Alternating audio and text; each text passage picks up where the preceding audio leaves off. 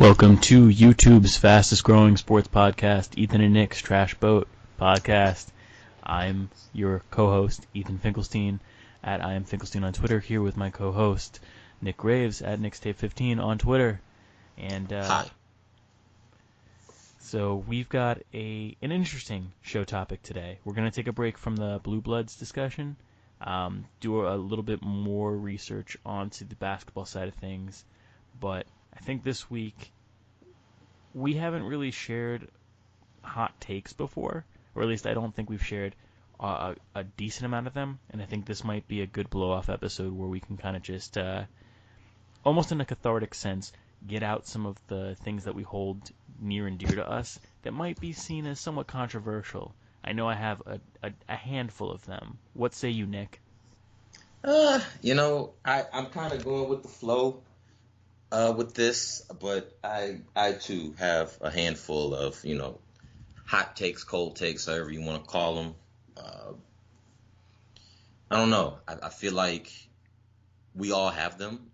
I think some of us are just there are some people that are too proud and very prideful in their hot takes. And then there's some people that have them that just need to share them. I kind of feel like I am in the group that just needs to share them. That's fair. So, I don't know if we need much of a segue here. Fact is that I think I'm just going to get it started. This is relevant because the football season's currently upon us. And you know how Tampa Tom is all the rage now. And, they won their first game together as a unit this past Sunday, and everybody's starting to hop back on the Tom Brady train, when I personally thought, he didn't look that great. The man is probably the GOAT.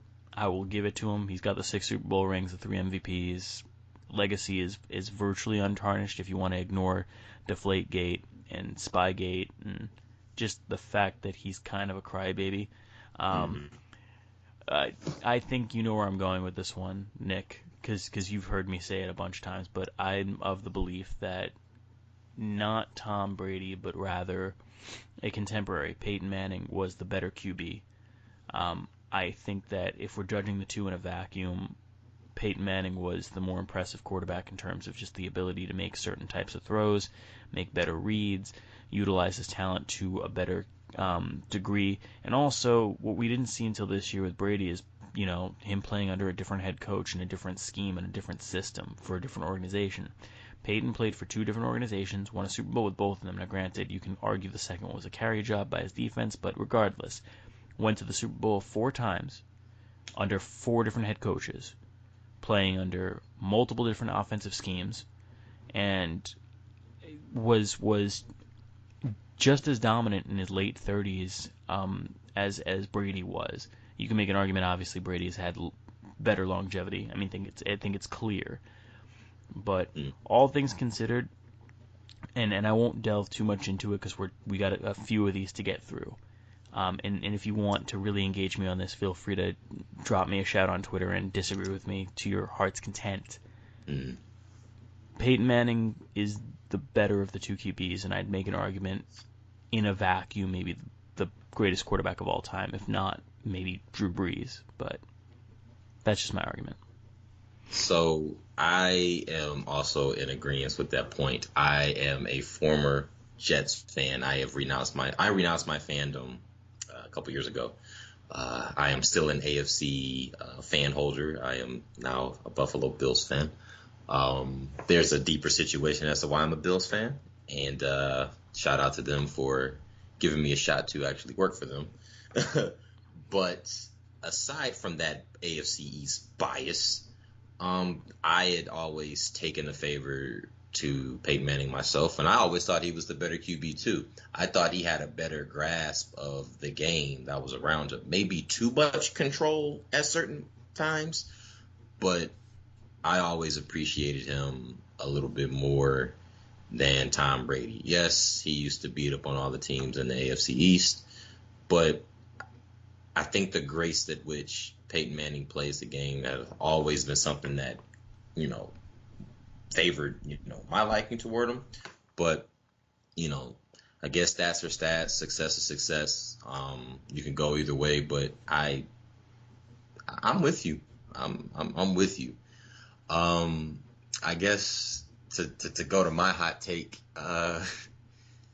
regardless, we're gonna switch to basketball. Regardless of injury history, Blake Griffin was gonna have the same success. You can't tell me otherwise. Without the microfracture knee surgery, the player that you saw his sophomore year at Oklahoma is the same player that you see now. The only difference is shooting ability, but development happens over time. But I don't think he was ever going to be the player that was going to lead you to a championship. And you saw how dominant he was with Chris Paul and DeAndre Jordan. I don't think, regardless if he had those two on his team or not, his career trajectory, would have changed. Still a dynamic player, would still give you 20 points a game, a lot of dunks, a lot of highlights, but I don't think his career would have changed. So Honestly. I don't think anything about the way he played the game would have changed, and I think the numbers would have been the same. But could you make it, just to play devil's advocate here? Could you make the argument that there would have been more of an effort to keep Lob City together if Blake Griffin's health had stayed intact? Because you can't tell me he meshes better with Andre Drummond than he did with Chris Paul and with DeAndre Jordan. Well, Andre Drummond he's with the Cavs now. But I'm saying when the two of them played together, they didn't have that level of success that they did when he was with LA. Well, again, the career direct, like his career is still pretty much the same. Like he's still an impactful player, but he's not gonna, carry you to the promised land. He's definitely a great supporting player. But injuries alone, that wasn't even the reason why the Clippers traded him. The Clippers were just stuck. They couldn't go anywhere. So they had to break that up. They were going to be they're one of the greatest semifinal teams in NBA history. Like they could never get over the hump. The year that they beat the Warriors was also the same year, looking back at it now, of their undoing. The Warriors took that personally, and you saw them go on, championship, runs. The Clippers did not. I don't think, from an individual standpoint, his career trajectory, would have changed regardless of injury history. That's You a fair. can't convince me. No, that's a fair point. It's a very fair point, and I default to you on that one in the sense that that was a team that ultimately will be remembered as one of the great underachieving teams. But at the same time, it's just crazy to think about what they could have accomplished. Because, correct me if I'm wrong, wasn't Lou Williams the sixth man on that team for a few of those runs, or was that pre-Lou Williams? Pre-Lou, because at one point he was a Laker. Okay. All right. Still, though, it seemed like they had that big three. They didn't have a ton of depth behind them. And it seemed like that was the pitfall of that, is that the three of them, when they were on the court, were pretty dominant, but there wasn't. One of those runs had Eric Bledsoe, who they traded to the Suns. They did have J.J. Redick. I don't remember accurately if he was a starter, but I do know that he was on that team. But there wasn't a whole lot of depth. There wasn't. And I don't think the depth really would have changed. I think the skill set at which everybody had on that team was pretty much maxed out to the level at which, they were playing. Specifically, Blake Griffin. But if you don't mind me, jumping to my second hot take, which is also NBA related. Mm-hmm.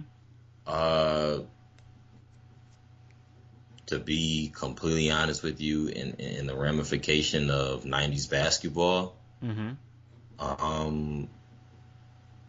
Whether Michael Jordan retired or not, I don't think he wins 8 straight. I don't. I think one of those is a loss. I do.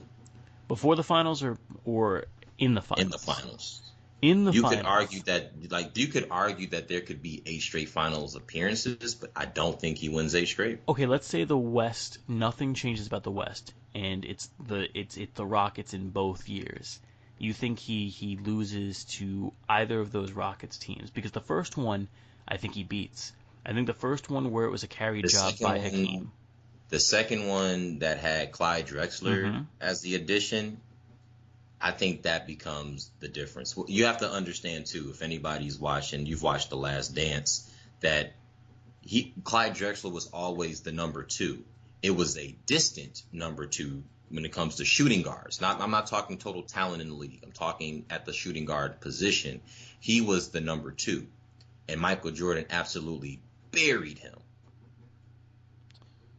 And But and Jordan was offended. Hakeem, Jordan was offended by being compared to him because he saw yes, himself as not just a better version of Clyde Drexler, but not even in the same class. he didn't even see himself as a better version of Clyde Drexler. He just thought he was just better Yeah, overall than Clyde Drexler. he didn't like the And any comparisons at man all. who opens up a game by hitting 5 straight 3-pointers that's not known for hitting 3-point shots, that's a vendetta.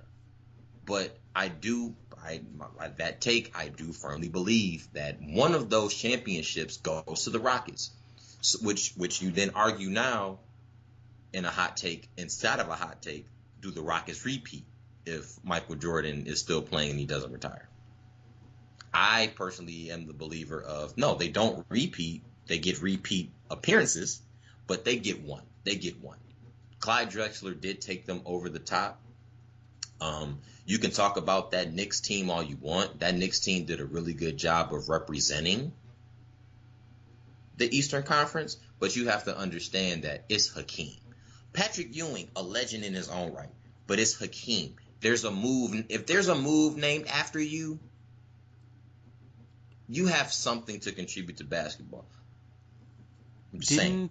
Didn't Stark shoot one for like 18 though in Game 7? Like I don't want to that discuss that. plays a I part don't in want to it. talk about it. I don't want to talk about it, Ethan. I don't want to talk about it. I'm a Knicks He was fan abysmal, too. abysmal from the field. Yeah, I'm a He Knicks fan too, abysmal. but let's not act like it was only Hakeem's doing. Like, No.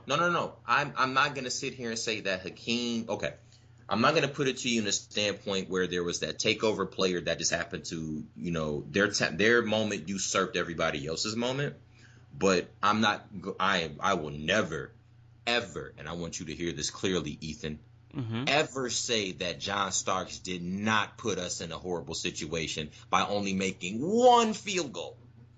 One. on basically 20 attempts. Yes. One.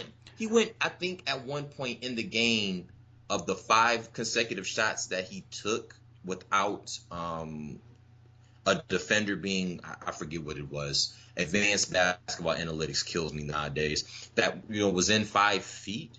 He didn't even make. Again, it's the single least clutch performance in the history of the NBA Finals. No one's going to dispute that. It was bad. For It was all the bad. crap that LeBron James gets for 2011, there ain't nothing that's Bad. topping what No, there's nothing that's topping what Starks. John Starks did in Game 7 There's of the there's nothing 1995 that NBA tops it. Finals. One, and again, John Starks wasn't even a 20-point per game player. No, but He he was wasn't solidly the number two player on offense for that team. He was the number two option behind Patrick Ewing, and unfortunately, one solid. player doesn't. Solid is a very it's a very tough Who designation for else? John Hang Starks on. because Who else okay. resembles Let anything me explain to you why I close say to that. that? His stretch wasn't even that long of being a memorable player. I understand he was the number two to Ewing, but could you really give him a strong, definitive number two? He wasn't even that good of a number two. He had a stretch of 3 to 4 seasons where he was okay. Yeah, he's the number two, but none of those seasons even eclipsed 20 points per game. Right, but you don't need to eclipse 20 points per game when your center's out there averaging 24 and 12 every single friggin' year. While that's understandable, there is a connection with the number two also averaging 20 points a game and the reduction of the failure that he had in that finals.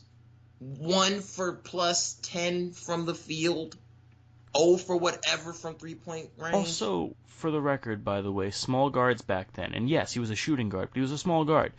Small guards don't have the reputation of being guys that were scoring in high numbers anyway back then. He was a shooting guard that played like a point guard. He was a 2 that played like a 1.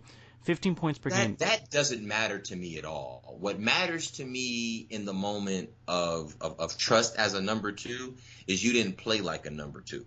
And again, this is going to be a horrible comparison, but he showed up for that one game.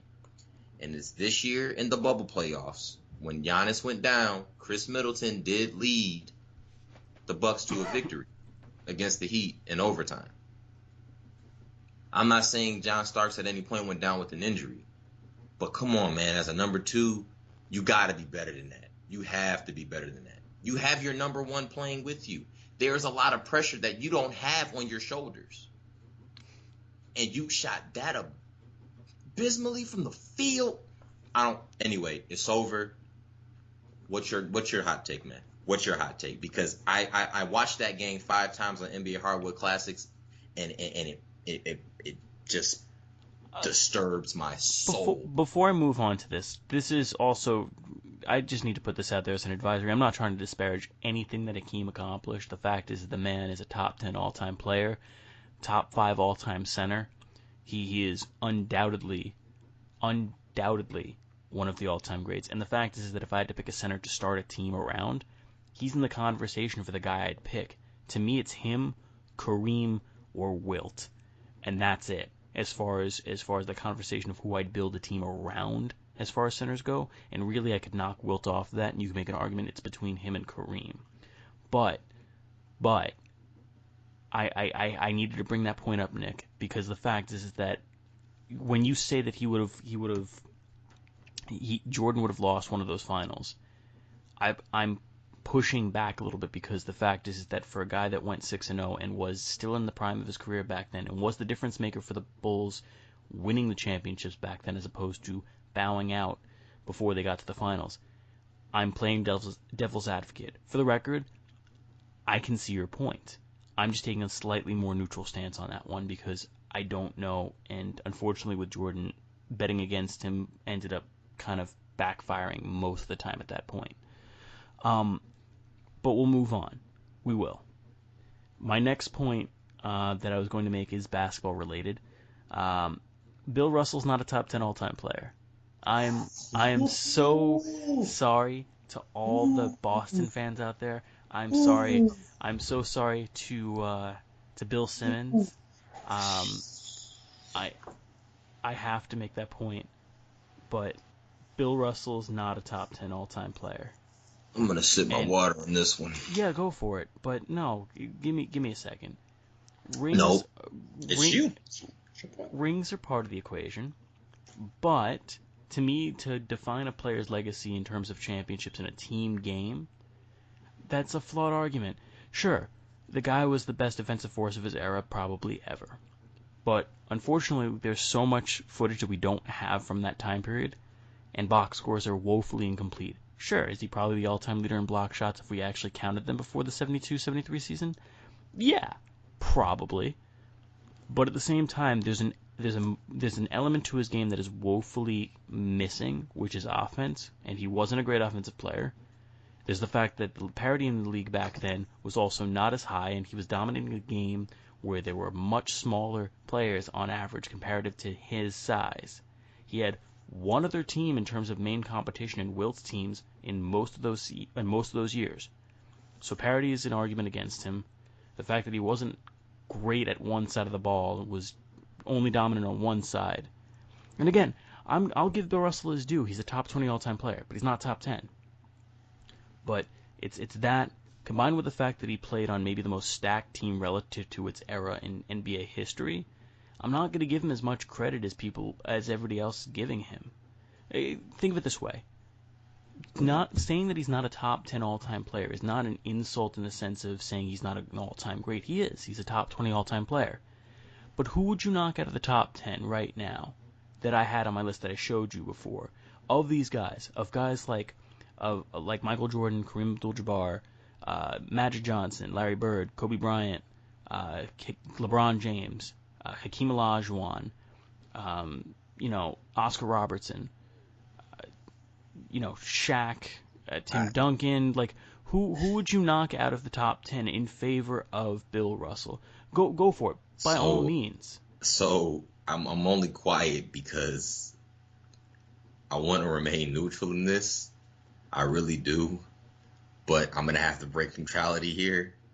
Um, I too do not have Bill Russell in my top 10, and my reasoning is that, again, the championship narrative is one that gets overstretched and it gets saturated, because some of the greatest players of all time only have one NBA Finals appearance, right?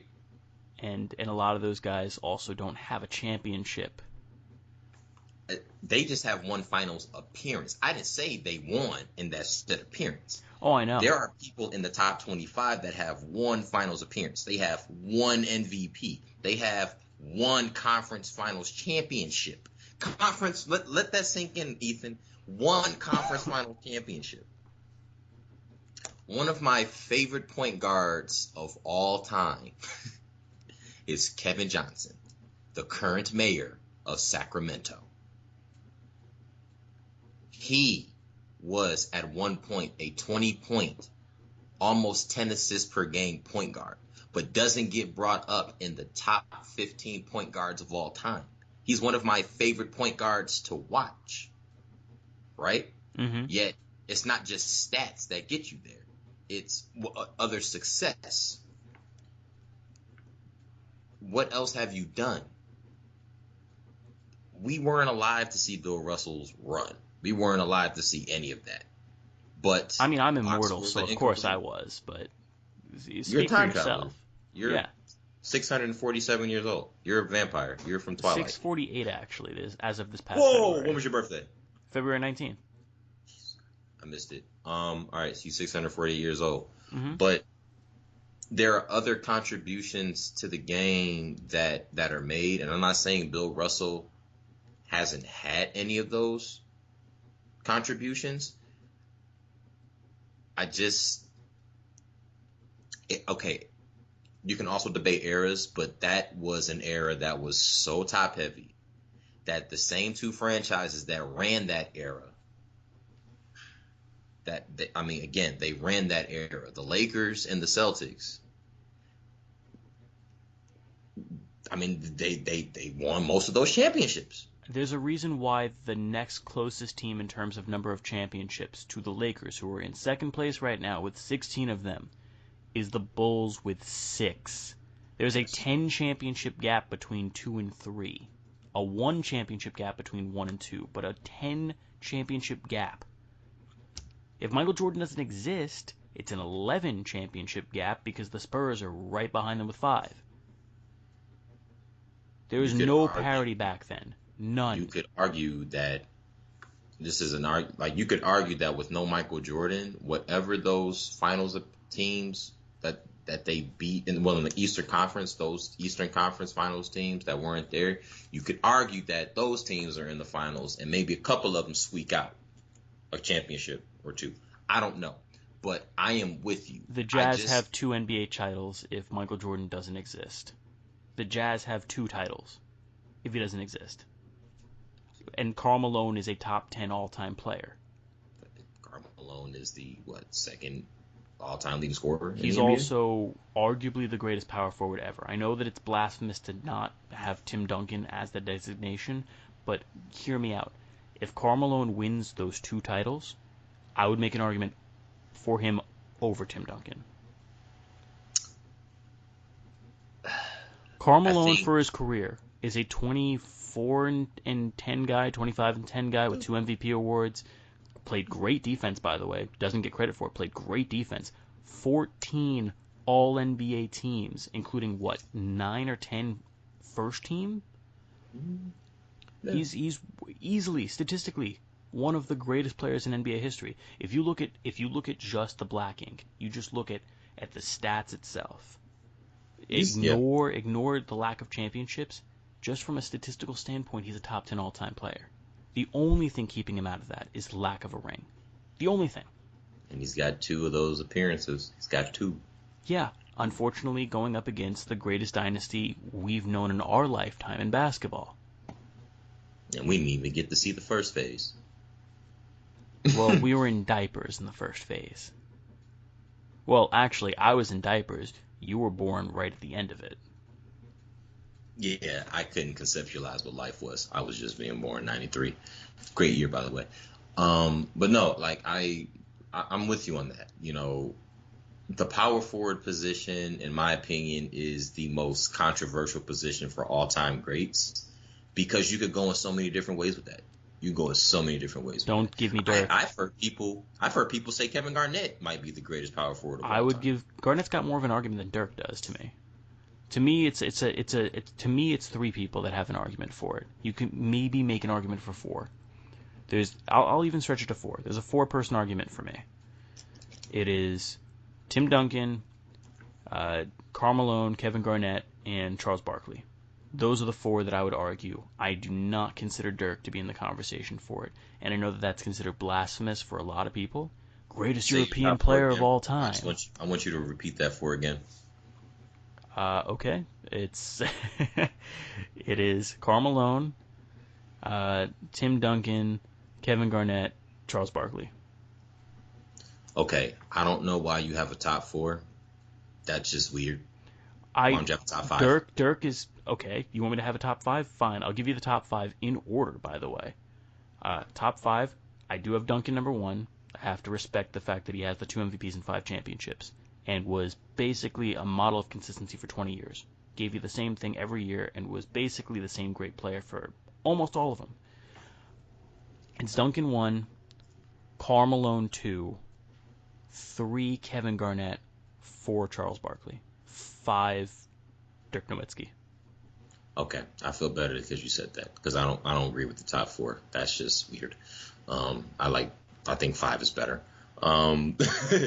But like to your point, those are interchangeable on a lot of different people's radars when it comes to top power forwards of all time. I have legitimately heard arguments for Dirk, Kevin Garnett, Tim Duncan, Charles Barkley, Karl Malone. They all have MVPs.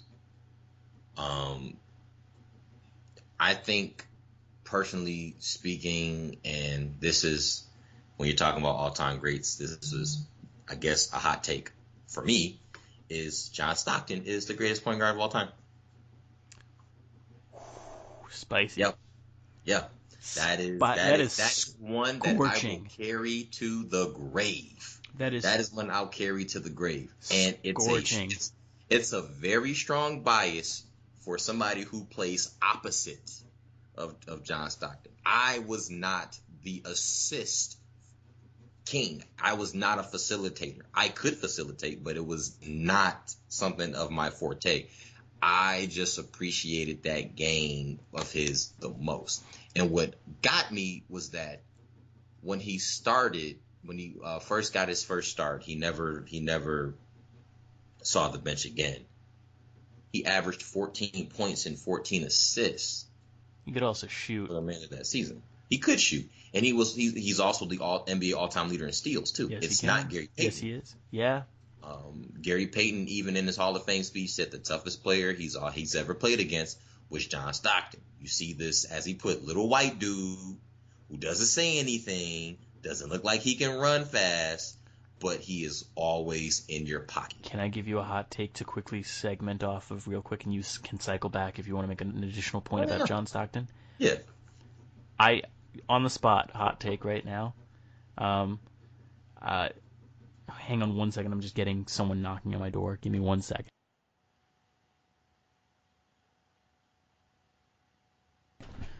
All right. So back to our regularly scheduled programming. I'm keeping this in, by the way. I don't even care, but love it. But no, to build on that, and this is even more of a scorching take because I actually think this is super controversial. As good as John Stockton was, and I would agree he had the better career, I'd make an argument that Steve Nash was a more improved version of John Stockton at his absolute peak.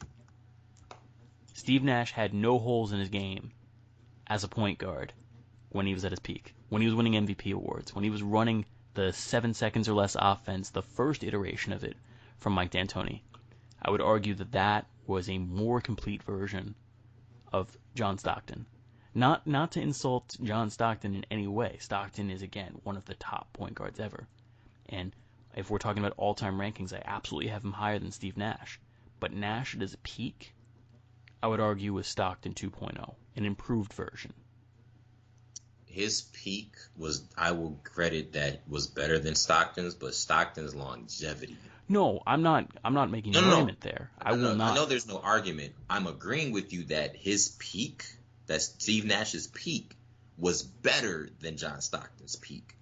But if you're looking at the bell curve, it's not as sharp for John Stockton as it was for Steve Nash. There was a very clear decline that you could see visibly with Steve Nash. But to your point, Steve Nash could do everything you needed a basketball player to do. He could shoot. He could pass. He could run. He probably should have shot more. He did not turn the ball over. I want people to understand that Steve Nash, Jason Kidd, and John Stockton have some of the highest single-season assist-to-turnover ratios in NBA history. John Stockton is the reason why assist-to-turnover ratio is a stat. When you have a guy who can go 5 straight games of 7 to 8 straight assists with no turnovers in the game, not to end the game, but to have multiple 10 assist games in NBA history with no turnovers, that's a bad man. And would lead not the team, but the league in steals in the same season. So he's not only those same, I'm sorry, I'm getting very basketball oriented right now. Coach Graveson came out. Mm-hmm. Any guy who can dictate the angle at which you are passing the ball to get an opening on a seam, on a flare, on a cut, UCLA cut, backdoor cut, whatever you call it, and also defend those same angles at a high level too, that's a problem. That is a problem. I'm sorry, Coach Graves, I'm reeling it back in. I'm sorry I got really hype. Players that I've coached, I have broken down many different games and have game film of John Stockton just to show point guards or combo guards, as you would like to call them nowadays, who shoot the ball first but pass second, on how to manipulate an angle with a bounce pass. He is the greatest bounce passer of all time. That is so YMCA. That is ridiculous. I don't care. I'm sorry. I got a little hype. No, you're fine. You guys can see why it's a hot take. You guys can see where my bias is, but that's one that I will take to the grave proudly. No, it's fine. I would also make an argument, again, that Stockton and Nash are probably the two best examples of how the point guard position is prototypically supposed to be played. Again, the game goes through evolutions. Sports go through evolutions. It's understandable. We're in a time period where your point guards are expected to shoot with higher volume, and they're supposed to be good at everything, but especially the shooting aspect. And there's less of an emphasis on creating turnovers, on spacing the floor as effectively as those guys did. So it goes to show that a guy like a Steve Nash or like a John Stockton would be underappreciated in today's era. But in terms of the way the game was meant to be played originally, how it was drawn up about the point guard being the facilitator on offense but not necessarily the main force in terms of scoring, I don't know if there's ever been any two players that have done it as effectively in terms of that whole making everyone else around you look great as Nash and Stockton. There are a few players in the history of the NBA that have had the greatest impacts on a team without scoring. And the third player on that list, of course, is Dennis Rodman. Any guy who can just take over a game by just out rebounding, knowing how to rebound, taking your best player or post player and just, completely shutting them down, it's impressive. There are a few players in the league that without scoring, or scoring a ton, that have had a great impact in any game that they've played. Magic Johnson's even in that conversation too. You know, he Well, I would, wasn't the greatest of shooters. if you'd want to talk about rebounding beasts and people who were great defensively who didn't make an impact on the offensive side of the ball, we're forgetting a couple of guys. A guy that doesn't get a lot of attention despite being a very good defensive specialist, and it doesn't show up in things like PER, which favor offense over defense. Bruce Bowen's a guy that's very underappreciated in that sense too. Lockdown defender who didn't do anything sexy for his career. Doesn't One show of up on the the legend stat Kobe sheet. stoppers. Yes. And then we're going to talk about a guy who should be in the Hall of Fame. I can't remember if he got in or not, but he should be in the Hall of Fame. Was a 3 or 4-time Defensive Player of the Year and won a championship. Ben Wallace, a guy who was undersized, 6'9" center. Undersized for his position, still rebounded with the best of them. And the fact is that he's a guy who by no means was a great scorer. In fact, one could make an argument he was an offensive liability. But he did so many great things on the other side of the ball that it's one of those things where you're not going to see it in the box score, with the exception of maybe 2 blocks a game, 2.5 blocks a game, and maybe 10, 11 rebounds a game.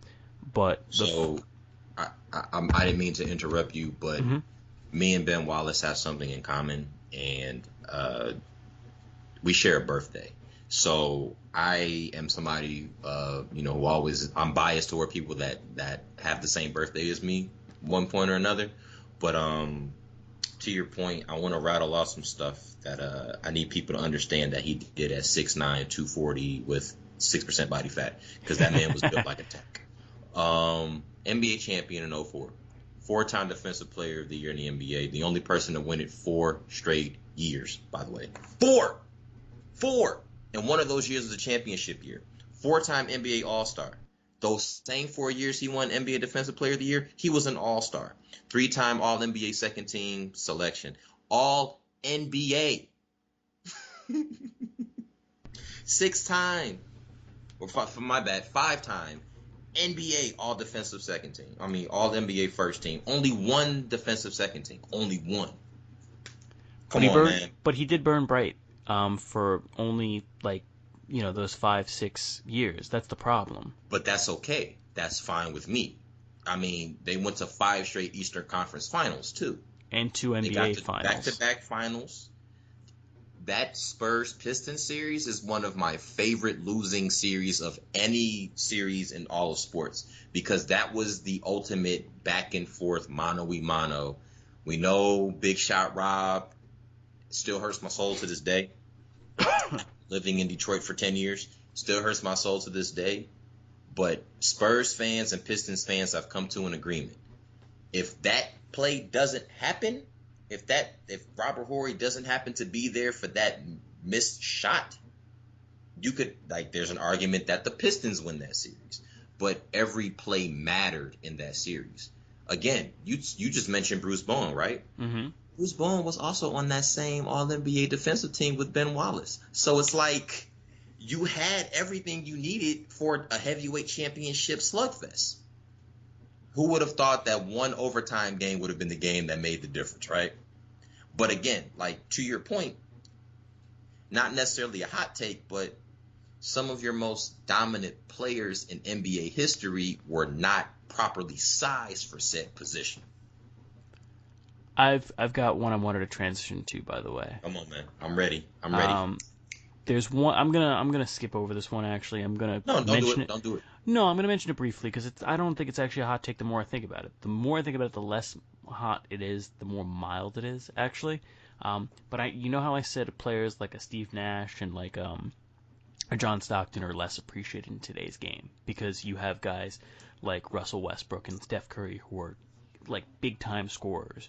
And less of the emphasis is on distribution and floor spacing and more so on creating your own shot or being a knockdown shooter. Right. Carmelo Anthony is a guy whose game would have been appreciated a hell of a lot more 40 years ago than it is in today's game. A guy who is an unbelievable isolation shooter. A guy who is unreal at creating his own shot. Wasn't necessarily a great on-ball guy.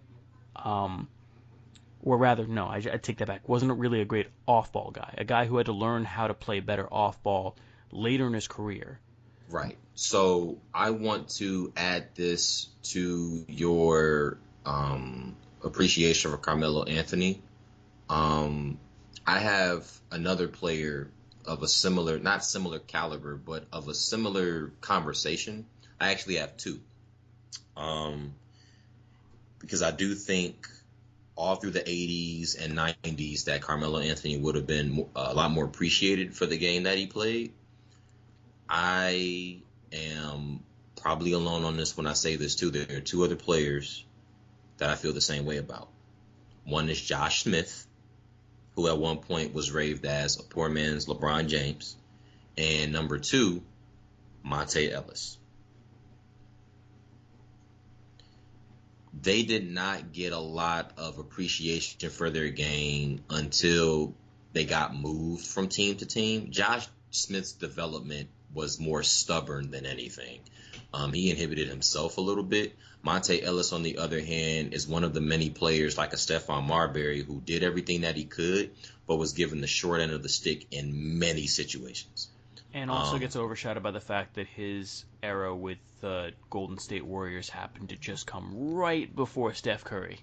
Right before. There's something about Stephon Marbury that I want people to be aware, that I want people to really be cognizant of.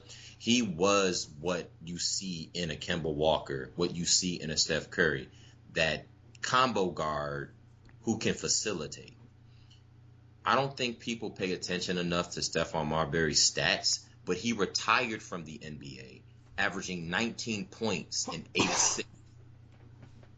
19 points and 8 assists. He was the man for the most part on a lot of those teams he played for. He got dealt a raw end of every stick possible. To retire averaging 19 points and 8 assists is one thing. There are starting point guards in the NBA that don't even average 19 points and 8 assists for a season. He's averaged this for his career. He is now what you would call a legend in basketball in China. He retired a few years ago in China. He is from a player who grew up in a particular association, the second most important player physically in Chinese basketball history behind Yao Ming.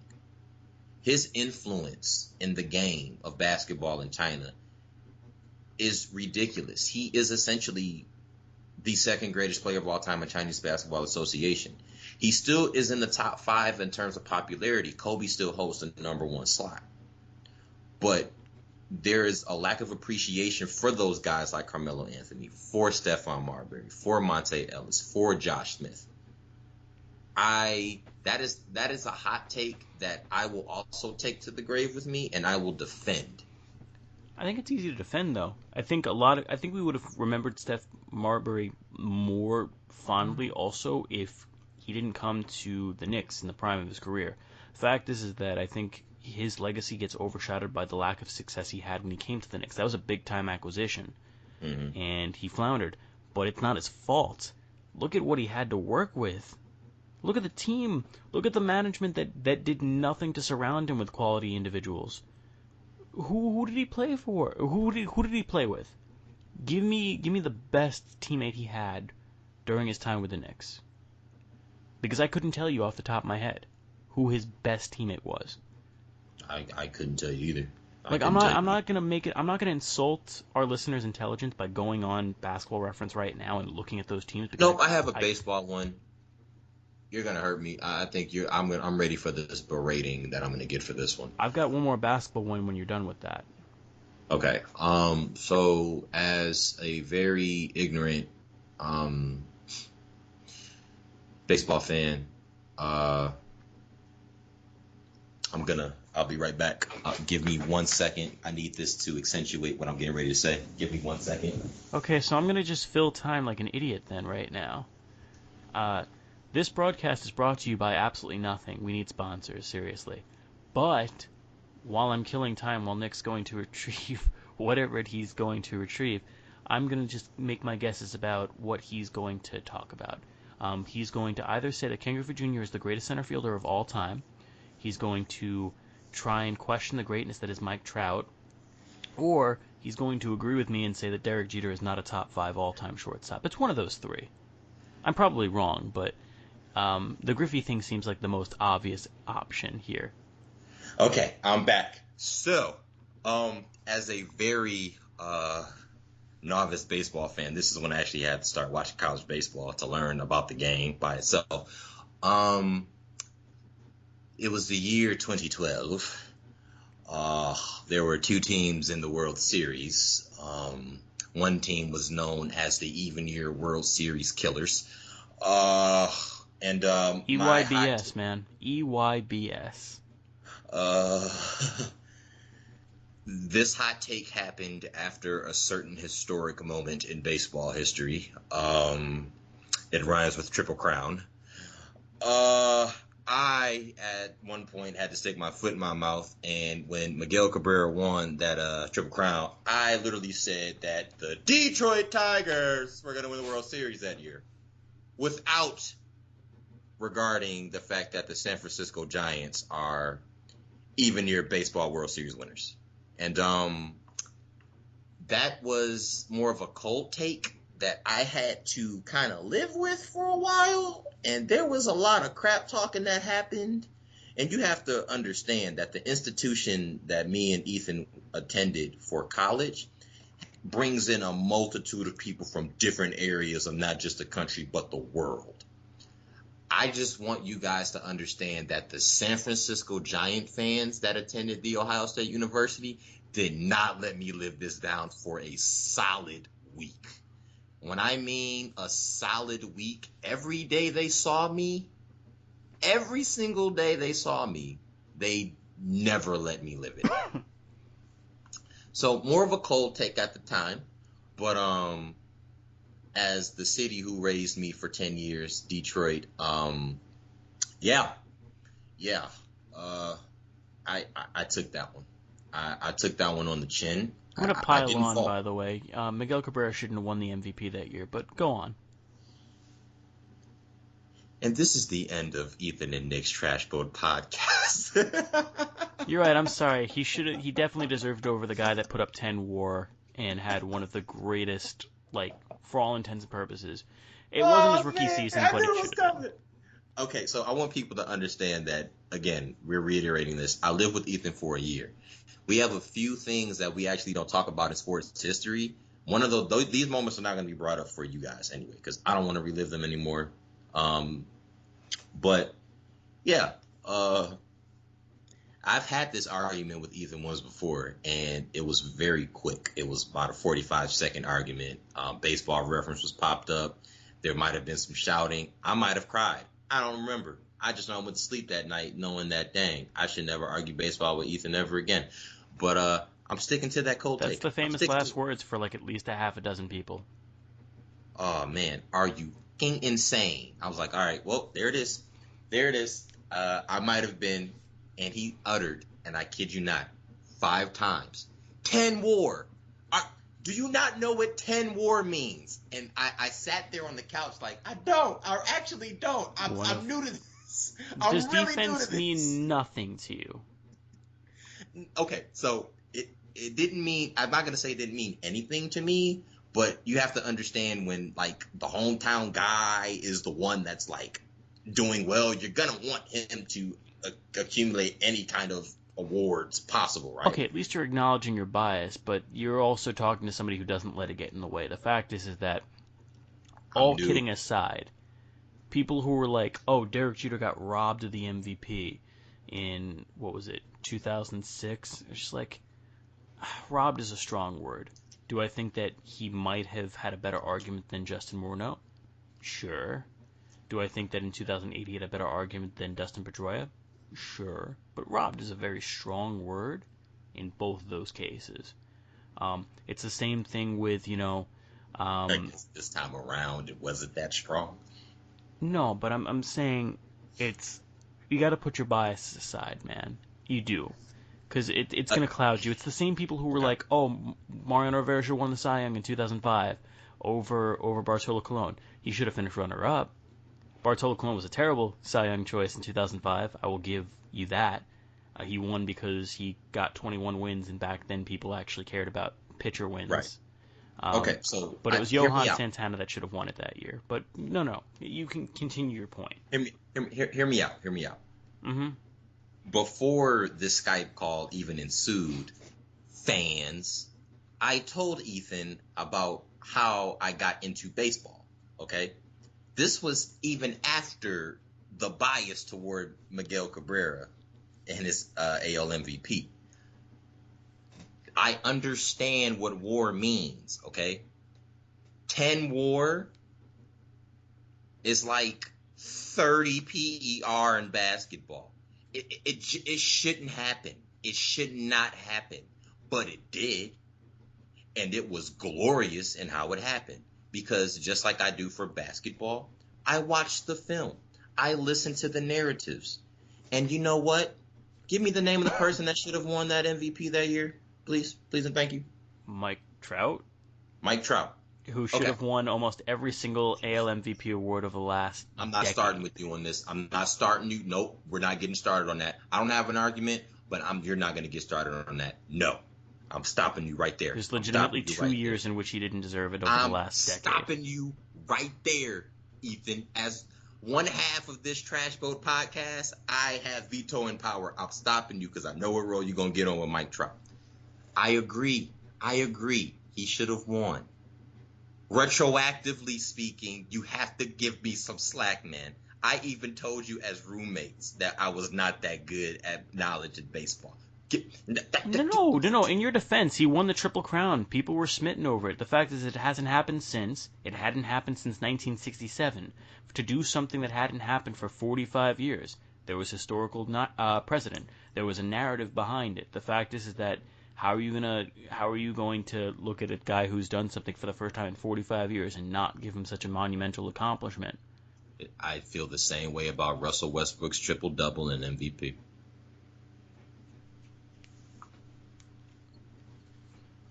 Difference being that Talk to the me. divide between him and James Harden was, from an advanced analytics standpoint, negligible compared to the divide between Mike Trout and Miguel Cabrera in an advanced analytic standpoint. Miguel Cabrera was a 7-win player that year, I believe.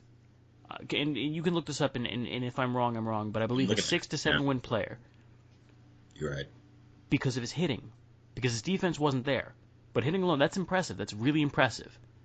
Mike Trout was a 10-win player. And it's not like the guy didn't hit either. Like, the guy had 30 home runs, 100 RBIs, had a slash line of 3.45, which is an unbelievable slash line to have. That's literally the benchmark for efficiency. If you're at a 3.45 slash line, 300 plus batting average, 400 plus on base, 500 plus slugging, you're a great hitter. And he did that. Okay. He did that all while playing maybe the best center field in the American League that year. And he stole, 50 bases as well? I think he went 30 and 50 that year. I got you. What's the next hot take? I have apologized, but I'm still taking that to the grave with me. It's a cold take, okay? It's a cold take. No, it is what it is. You're still mad. I know you're still mad. No, it's fine. I'm not. That's not a hill I want to die on, because the fact is I don't really give a crap about how many MVPs Mike Trout doesn't have. I died on it. And that's your choice. That's your MO. My hot take is this, and my friend Juan is going to kill me for this, but I have to make it clear. And I kind of want to entertain it because it's fun to think about. Let's talk about one of the most cursed franchises in sports history, the Portland Trail Blazers. There was a time in which they were a legitimate threat consistently in the Western Conference, year after year. They are still right now, but this was back when you thought they were going to break through and win the NBA Finals one of those years. In 1984, I believe, they drafted some dude out of the USSR by the name of Arvydas Sabonis, who, from NBA scouts, had said played like a 7'3" Larry Bird, was pretty much considered by most people to be one of the top 5 players on the planet despite never playing a game in the U.S., was considered maybe the best center in basketball over Kareem at that point, Um, and he didn't get to play in the U.S. until 1995, I believe was his rookie year, when he was 31 years old and had bad knees, and still went out there and as a 31-year-old rookie with no knees, put up 16 and 10 on unbelievable efficiencies. Was maybe the best passing big of his generation, possibly of all time. The best comparison I can make is you see what Nikola Jokic is doing right now.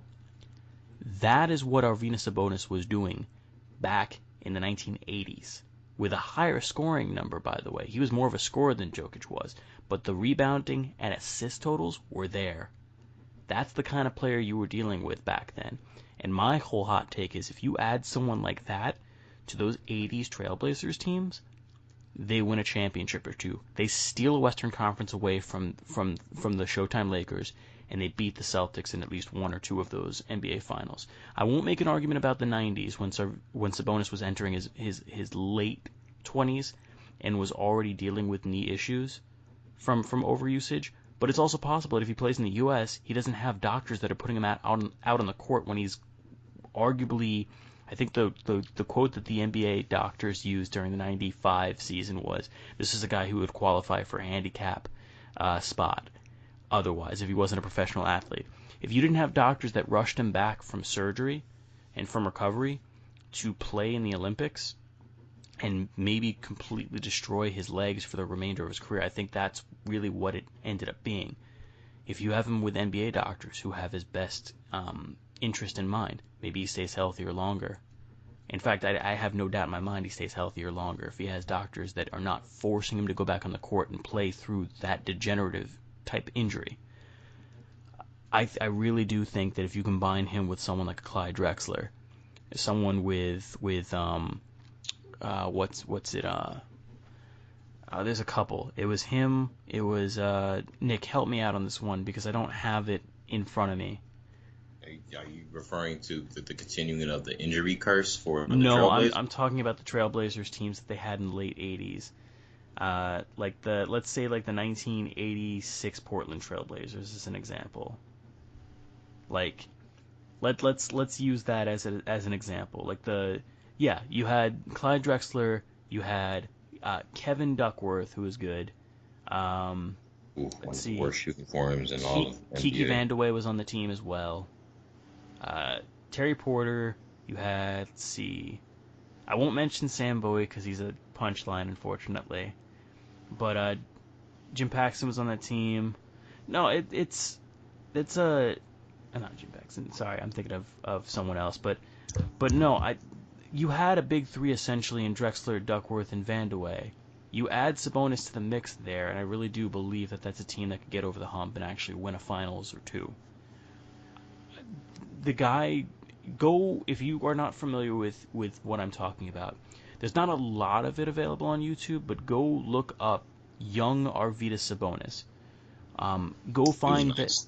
that those highlights are insane. Again, the best comparison I can make to any sort of modern Jokic. player. He is Nikola Jokic, but bigger.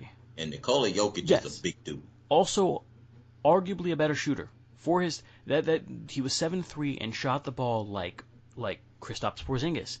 Basically, my comparison would be if you took Kristaps Porzingis and merged him with Nikola Jokic. That's who Arvydas Sabonis was. Now, that's a great player now with an increased emphasis on the perimeter game. But put that back in the 1980s when the three-point shot was not as emphasized, and you've got a guy who is game-breaking. We're not talking about that being the Jordan era only. We're talking about that being potentially the Jordan-Sabonis era if Sabonis is in the U.S. And there's little doubt in my mind he would have succeeded because, again, he came over after the injuries. When they finally lifted that embargo, he came over in 1995 as a 31-year-old with no knees, put up 16 and 10. And by the way, if you look at his stats for his NBA career, which wasn't long, it was only about 6 or 7 seasons, he played into his late 30s. His career was entirely his 30s in the NBA. And you look at his stats, and he still was a super efficient player. Yeah, the scoring average wasn't high. He was a 14 and 7 player, I think, for his career. But if you look at per 36, I believe it ends up going up to like 17 and 10 or 17 and 11. And again, as a 30-year-old, only in the NBA, in his 30s, put up those numbers. Imagine what he was capable of with good knees in his 20s. Which you can argue that he didn't even have the best of knees in his 20s because of the No, surgeries his that he. knees were shot by 22 years old and was still great in his 20s, but he was even better before that. This is a man who in the World Championships as an 18-year-old was bodying guys 10 years older than him. Insane. So I have, it's not really a hot take, more of an education session. This sport is near and dear to my heart. Track and field. I know that's something you are not well versed in. Not at all. So to anybody out there, everybody knows that arguably the greatest name in track and field history is Jesse Owens. Usain Bolt is arguably the greatest sprinter of all time. Jesse Owens had one of the greatest single-day performances of all time, winning 4 gold medals, breaking, if I remember correctly, he broke 4 world records and then tied a 5th, or broke 3 world records and tied a 4th, all in the same day. And he did in front of Adolf Hitler's stupid face in 1936. He did. He did it in front of Adolf Hitler, who gave him a handshake at the end of it. I'm sure it killed him inside, too. Yep. Ended the Aryan supremacy within track and field. Usain Bolt, arguably the greatest sprinter of all time, but I want to talk about what would have been a clear number 2 of all time. Usain Bolt's teammate, Johan Blake. Johan Blake owns the second fastest 100-meter dash time and the second fastest 200-meter dash time of all time. Usain Bolt holds both of those records. They both shared world records on Olympic and World Championship 4x1 relay teams. Johan Blake, for Usain Bolt's record, running 9.58 in the 100-meter dash, which I saw live, was one of the most ridiculous races I've ever seen. Half of the field set a personal best, but you can imagine you'd be setting a personal best too if you had a guy dragging you across the finish line and ultimately celebrating. Well, if he didn't celebrate, he would have run faster. No, he wouldn't have. He was already naturally decelerating. There's a drill that you learn as a sprinter where it teaches you proper knee drive and proper mechanics while dropping your arms. 9.58 wouldn't have been any faster. Johan Blake's time, 9.69. Another performance of Usain Bolt, the 200-meter record. The previous record was 1932.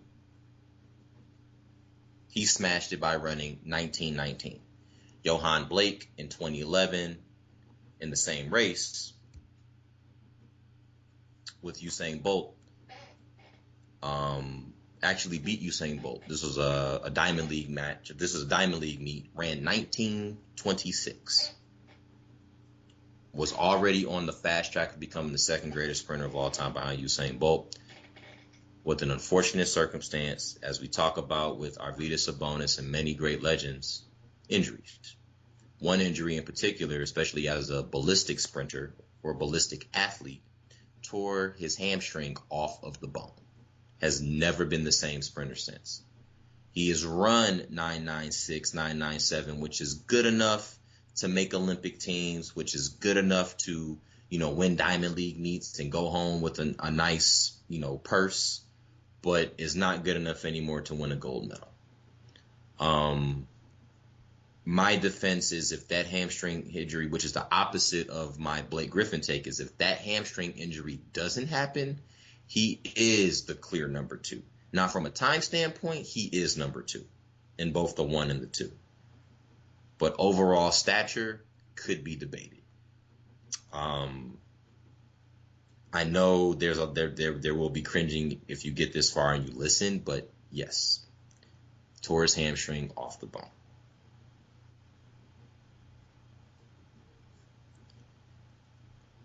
To know that you're the greatest sprinter of all time is your teammate, and you have to see this every day.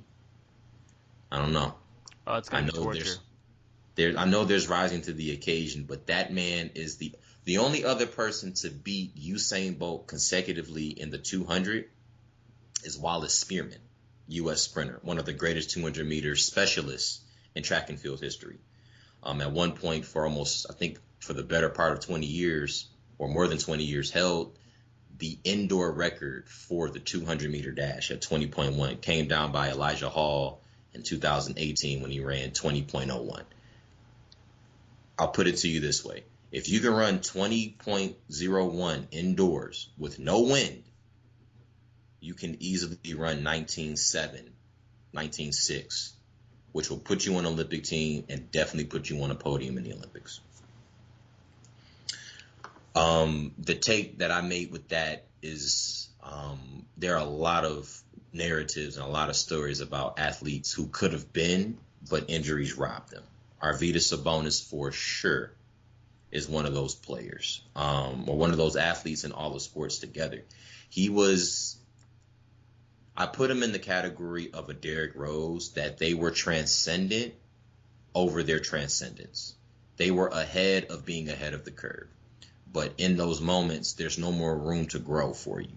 There's no precedent that can be matched at that current time. And then you have your secondary players of a similar caliber that come behind them.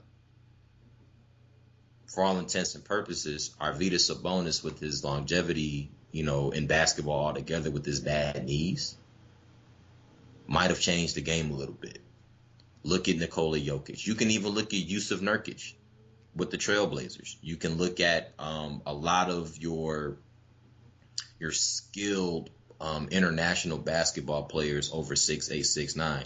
One of my favorite players is I call him the Lithuanian switchblade, Linus Kleza. 6'8", could run the 3 and the 4, played with the Nuggets, played with Carmelo Anthony, which allowed Carmelo Anthony to learn how to play the power forward position because Kleza could come in and fill in the 3 spot. Arvydas Sabonis was a guy, again, who had a jump shot that was, as pure as water. But you have to understand the longevity of his career came from that jump shot. It didn't come from the post moves. When he learned how to step out and shoot that 17-foot jump shot and hit it with consistency, he was able to play in his late 30s. But again, another one of those athletes that if it weren't for injuries, if it weren't for rushing back, would stand to tell the tale.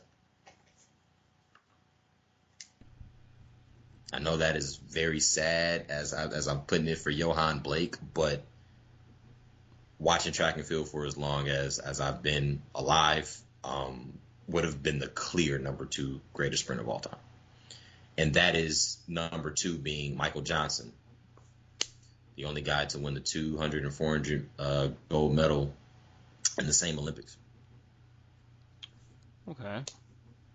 No, it's something to think about, and the fact is you're the authority on this for me. You know more about track and field than anybody I know by a wide margin, so I will default to your opinion on that one.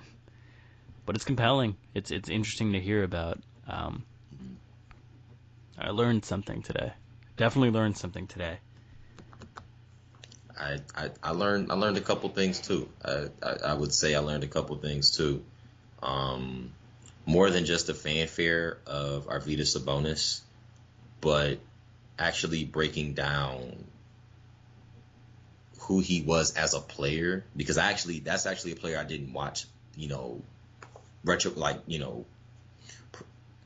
game film of.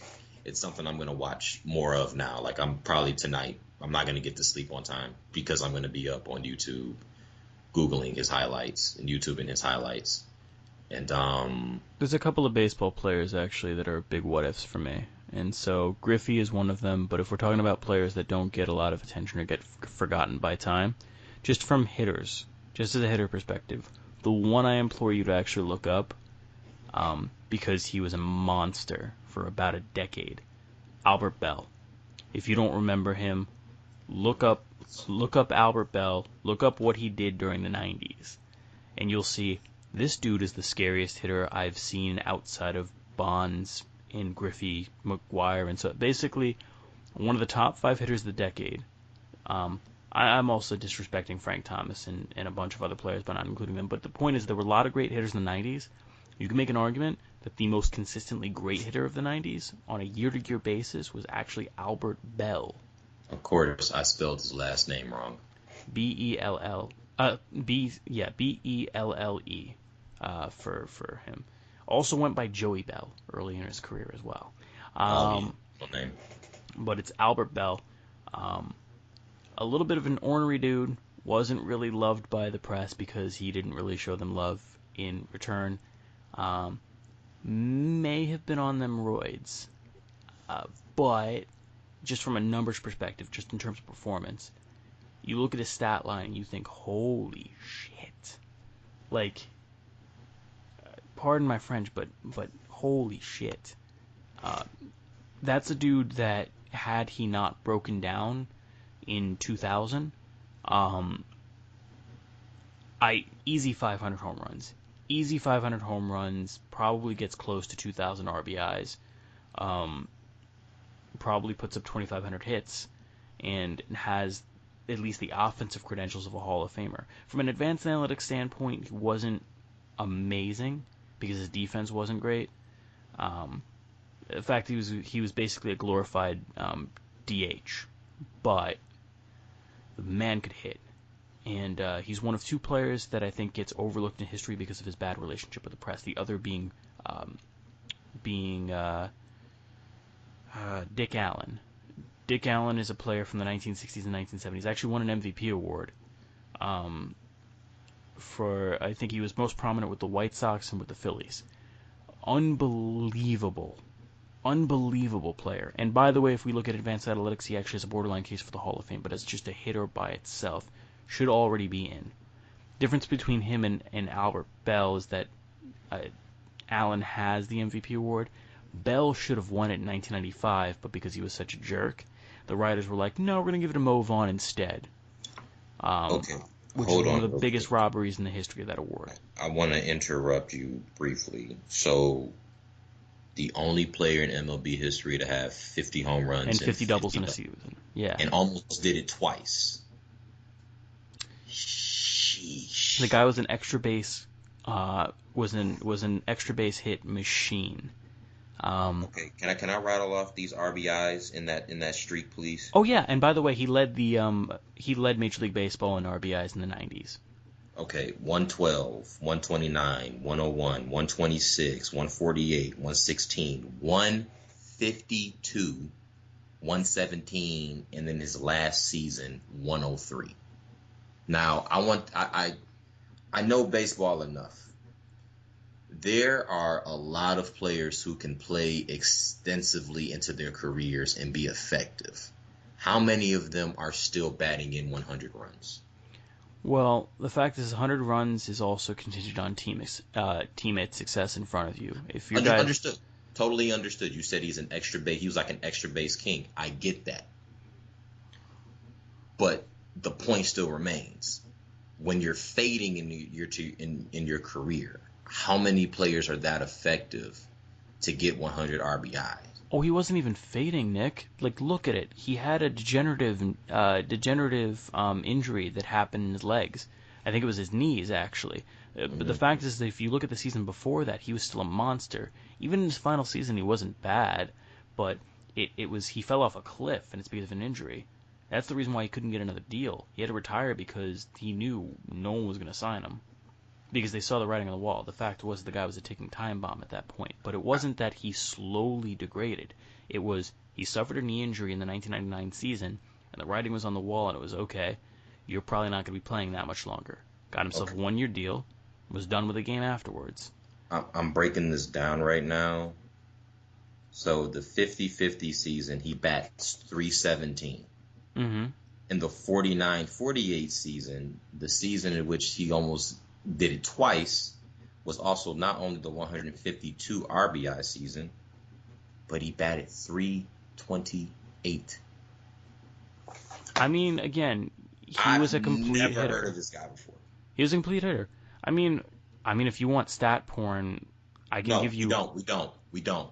No, I, no, I I'll give you one more. I'll give you one more. He's a Hall of Famer, but if you want stat porn, get lost in the shuffle. Even though he just got inducted to the Hall of Fame last year, and I was at the induction.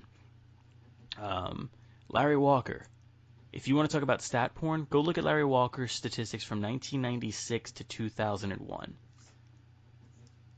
And that's what we're going to end on. But quickly, just see, since you're on reference right now, Larry Walker from 1996 to 2001 was the best hitter in Major League Baseball.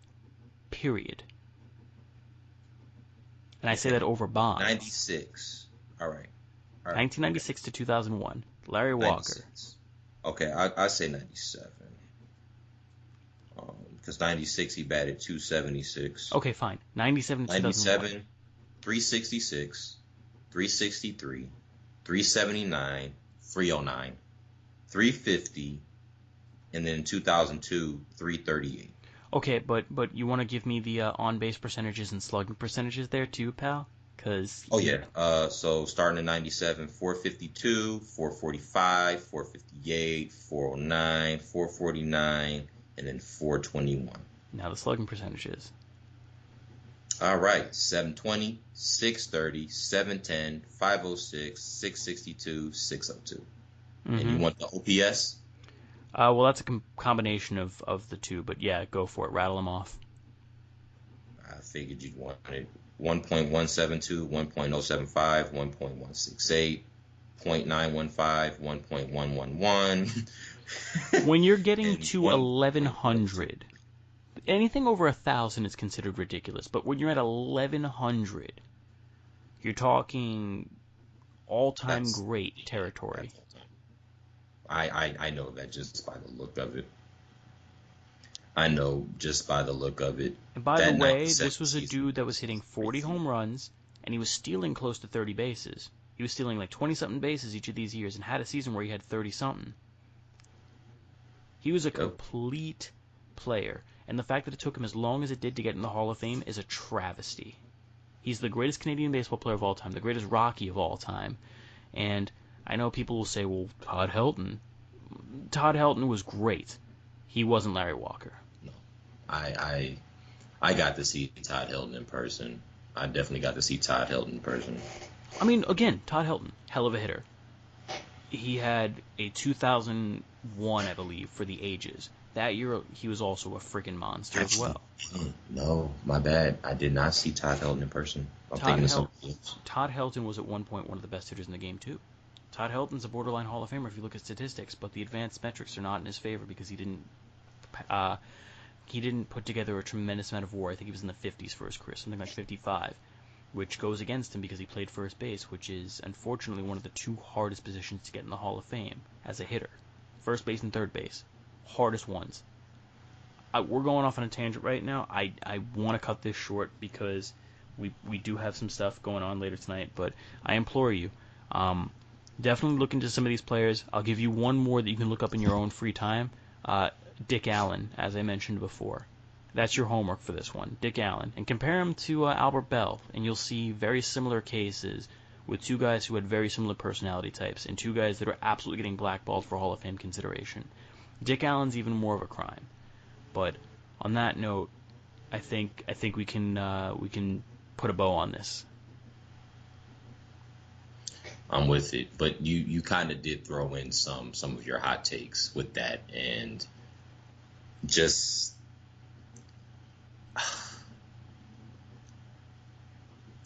I'm not going to go to sleep on time tonight. I'm going to be looking up these highlights of these players because historically, when we're done with this follow-up conversation, I talk my ear off about this. We're good. All right, but. For those of you that have made it the hour and almost 20 minutes for this episode, we applaud you. We realize this is a very long content format show. We keep saying we're going to make it shorter. We do intend to eventually condense things down, but for the moment, we are what we are, which is, long content. You make it through these gauntlets, I promise you're getting rewarding content. You're getting good discussion, quality, discourse. And we're not gonna skimp out on that. And to be honest with you, as we always plug our social media platforms, these conversations can happen with anybody. Yeah. So if you guys are down for that kind of discourse, at NixTape15 on Twitter, at I am Finkelstein on Twitter, please give us a follow. Please like, subscribe to Ethan and Nick's Trash Boat podcast, share with other sports fans in your circles, And please. engage with us, please, by all means. If we say something that is a garbage opinion, let us know. Let us know. We Now, I'm we going to could tell you take it. like this. The Graves, what would you say? Finkelstein and Graves attorneys at law are not going to back Well, down. my name comes first in the show. Why not Graves and Finkelstein for the Okay, LLC? we'll do Graves and Finkelstein. I'm always the proponent of doing things in alphabetical order, but sports attorneys at law, we're not backing down Well, from I'd our also hope that the brunt of the legal responsibility comes on the man whose name comes first anyway. So maybe I'll just let you go first as well in that sense. You can't be junior partner in this. I need you. I need you. Anyway, thank you all uh, for tuning into this. If you have any hot takes, please leave them in the comment section. please let us know, or get in them DMs on Twitter. Mine are open, so please, by all means. Anyway, I think that's it for this one. We'll see you in 2 weeks' time. Have a great night, folks. Take care.